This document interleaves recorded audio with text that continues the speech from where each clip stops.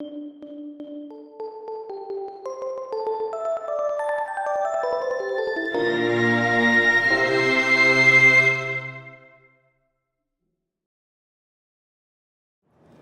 my name is June Murray, and I teach World Cultures, which is an elective social studies class for students in grades 10 through 12 at Hudson High School. Hi, my name is Gregory Walton, and I'm happy to say I just enjoyed a fantastic transformative teachers training. My name is Michael Hale, and I'm the Director of Guidance. Actually, my title is Dream Manager and Innovation Readiness Director, School Counselor at Casco Bay High School. My name is Yolaine Joseph. I teach at Ramsey High School. I teach AP Literature 12 and regular theater, as well as IB theater. Name Sonia Bridget, school Ramsey High School, science department. I teach AP biology and IB biology. My name is Saeed Ola. I teach at the John D. Runkle School in Brookline, Massachusetts. I teach 6th and 7th grade math there. My name is Kelly Connolly. I've been teaching elementary school for many years, and I had the fortune of coming today to the Transformative Teachers Workshop at MIT, at the Dalai Lama Center. My name is Eddie Walker. I currently teach 9th grade Algebra 1, 11th and 12th grade Pre-Calculus, and we are at Ramsey High School here in Birmingham, Alabama. Aside from the constraints of being a public school teacher and having to meet all of the requirements of the state and the country with regards to standardized testing, I have to say that there isn't really a challenge. I think that it's simply about capitalizing on the opportunities as they present themselves to you and your kids.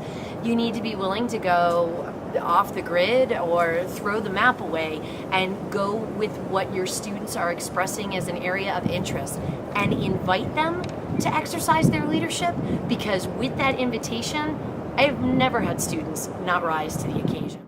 Time and consistency. In order to do it right, I think educators need to have time to work with students and really reflect on what happened and what their thoughts were about it, what changes they need to make about whatever actions they made. And with the way schedules are set up these days, there isn't enough time for teachers and students to meet in small groups, one-on-one, to do this kind of work. I see that building confidence in the students make it difficult for them to be resilient and feeling free to open up and share their feelings about their values, their ethical views about life, because they lack the negative. There's so much society and negativity in society with social media and so on. I think that is one of the building confidence and having that confidence to share their inner thoughts and their inner spirits. I think one of the challenges is having time for students to honestly and consistently reflect on those things. We do a little bit of this. We kind of scratch the edge, just the tip of the iceberg on this at our school, but it always seems like there's so much time needed to do this, and there's so many other things to do. So I think it's about time and about giving them honest reflection time, because it's hard to really honestly reflect in a minute. Staying within a professional range of not offending anyone with regards to individual morals, individual religious beliefs, along with policies and procedures that have to be kept in line within the curriculum of being a public school. I would say one of the most difficult challenges is to sell the idea, the importance of resilience into our children.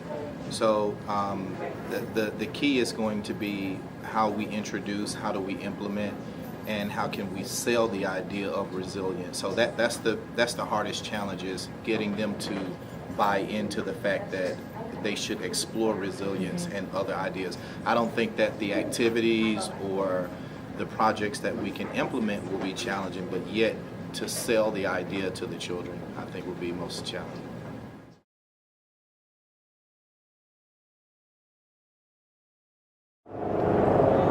I just love teaching students. The idea of helping someone become a better person, whether that be ethically, academically, socially, emotionally. That's what I enjoy doing. And these are the next leaders. These are the next people.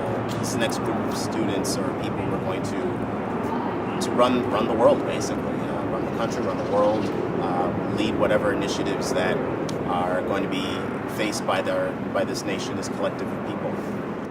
I just love seeing students grow in every facet of the word, not only just from 9th grade to 12th grade and all the maturity that's involved in that, developmentally speaking, but just growing as people, growing as learners, growing as just the way they navigate the world, how they treat other people, especially how they're treating themselves. Because as a school counselor, I definitely see the whole student and the whole family, and even their world outside of school a lot of times. The motivation, I would say, is the understanding that they need material and knowledge to be successful as it relates to getting into college, and seeing the deficit or the level at which the kids are performing, at some at a low level, and understanding that they should be higher up is my motivation.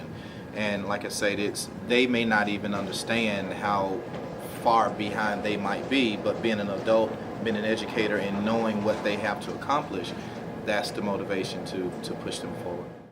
Mostly because I see my profession as a calling. I feel like I was called to do this, so I'm just naturally passionate about it. My dream is to leave a legacy behind me.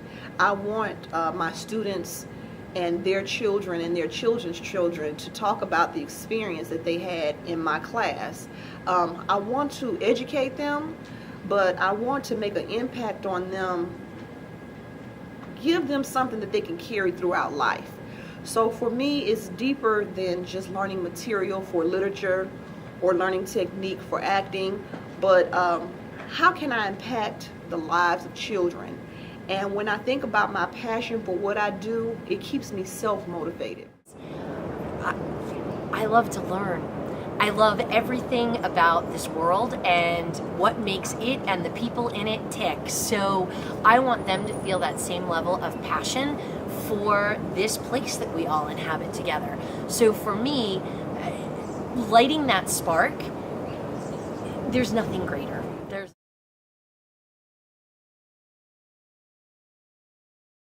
I loved everything about it. The teachers from all across the country really brought me insight that I can take back into my community and take back to schools in Boston Public and really help them grow and have a sense of what it is to be positive people in their communities. I thought that today's workshop was a wonderful experience because it forced me to tap into some things about myself. It gave me a chance to revisit my own morals, values, beliefs, and to see how they connect to the job I do as a teacher. Today's workshop has been fascinating. I certainly felt pushed in identifying my values, but I also, things have begun to coalesce for me, and so I see the importance of exercising, understanding your values. If you are going to teach not the values themselves, but what those values look like to kids. It's about us creating a model for them to follow and not saying today we're going to work on the process of being more compassionate people. It is through your own compassion that kids develop that ability. Today's workshop was actually excellent from the very beginning. It wasn't any type of lecture style. It was definitely interactive. Mm-hmm. I do appreciate the idea of getting everyone involved and with concrete ideas and examples of activities to implement in the classroom to enhance empathy, to enhance self-awareness. This is the kind of education, the kind of conversation that is incredibly important. To listen to what's really important in life, about values, about human characteristics, what makes people tick, so what brings their passion out, and how do we get our students to have these experiences, How do we take what's going on in the buzz in the whole education world right now, where testing is so important, and really get back to what's really super important. What's that human passion? What's that core of the people that we are looking at and teaching? So this day has been amazing, and getting back to what's really important and the core of being human, connecting with others, growing passion within everybody, no matter what their age.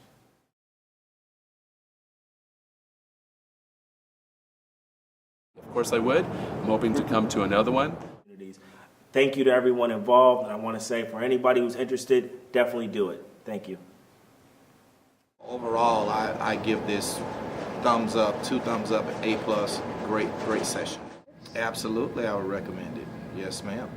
I would absolutely recommend the Transformative Teachers Workshop, because we don't stop enough and reflect, and this is an incredible opportunity to stop and reflect. So thank you. Yes, I would. It would give other teachers a chance to kind of go back and reflect and to see whether or not how other teachers feel about teaching, how they feel about students, whether or not they're making a difference in that student's life or not. I would recommend it. Gives you a chance to really reflect and really see how much you have in common with other teachers, and see that you feel the same way about different moral values, and how everyday lives are very important to those students that they teach. I would recommend this workshop to other teachers. It gives them an opportunity to stop and think about who they are as teachers, why they entered the field, what their core values are, and also what it is that they have to offer and they want to give to their students. I would. We're so data driven with test scores and statistics of failure rate and passing rates, that sometimes you just get into a rut where academics come first, and you're drilling kids on certain standards, and you're forgetting that there has to be some kind of connection between the two. So it kind of gives you an opportunity, workshops like this, is to kind of look at a bigger picture, that we're really preparing them to be global citizens, and in that you've got to be sympathetic to what the child is going through, as well as making them sympathetic to things going on around the world, which ultimately I pray will make it easier to teach the content of the subject. So I think that the workshop is definitely needed. I learned a lot, and sometimes you just have to step away from the core of your subject and kind of look at things from a different perspective, and it gave that opportunity.